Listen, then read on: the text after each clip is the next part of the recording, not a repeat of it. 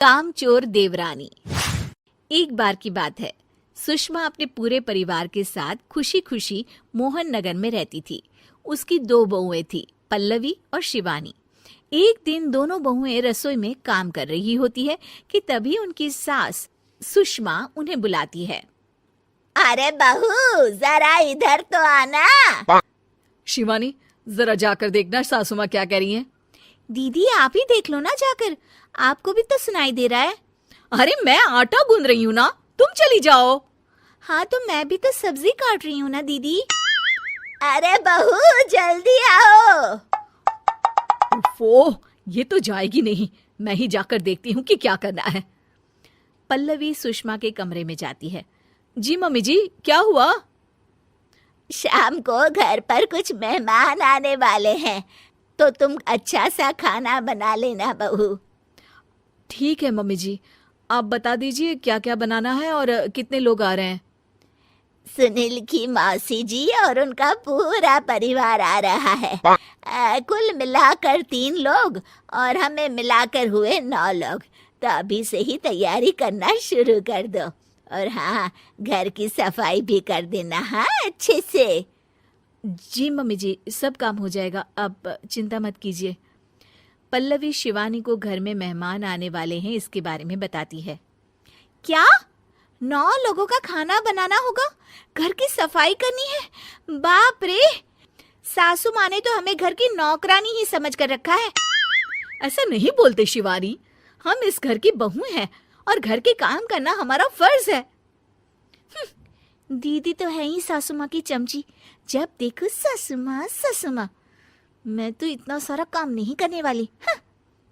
शिवानी कपड़े लेकर गमला साफ कर रही होती है और चक्कर आने का नाटक करने लगती है।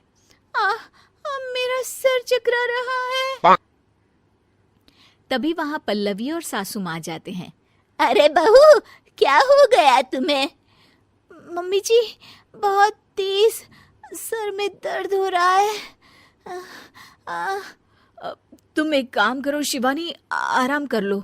नहीं नहीं दीदी, घर में मेहमान आने वाले हैं, मुझे आपकी मदद करनी चाहिए। अरे कोई बात नहीं शिवानी, तुम आराम कर लो, मैं सब काम कर लूंगी।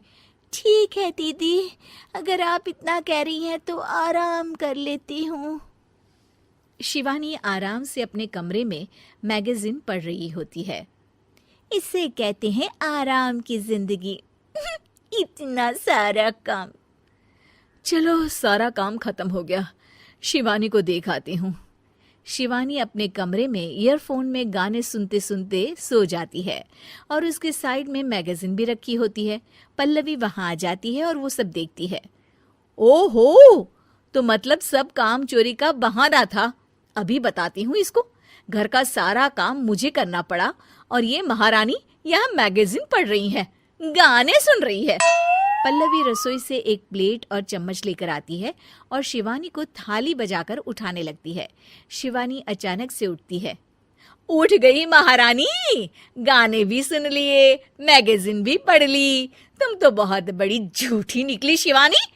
तुमने सर दर्द का बहाना बनाया ताकि काम करने से बच सको।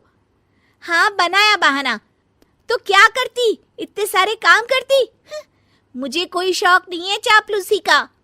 क्या चापलूसी? तुम्हें लगता है कि मैं सारे काम चापलूसी के लिए कर रही हूँ? और नहीं तो क्या।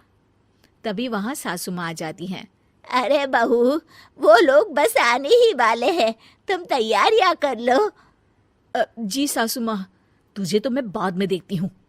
सब खाना खाने बैठते हैं और खाना शुरू करते हैं। तभी सुनील की मौसी बोलती है।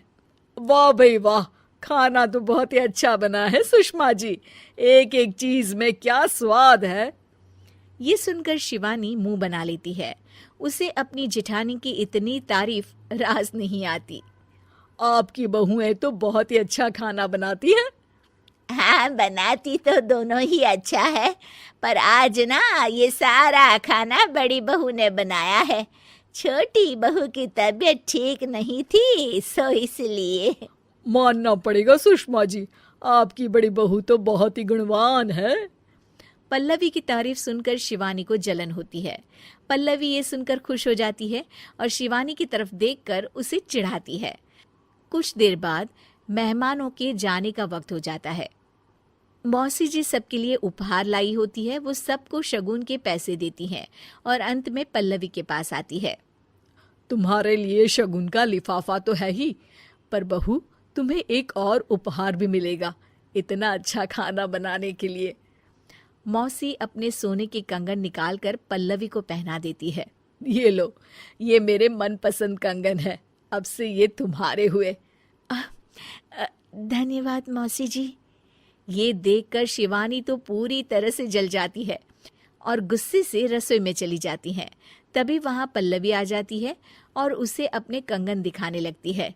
देवरानी जी, अब आपका सर दर्द ठीक तो है ना? मुझे लगता है कि अब सर दर्द शुरू हो गया होगा आपका।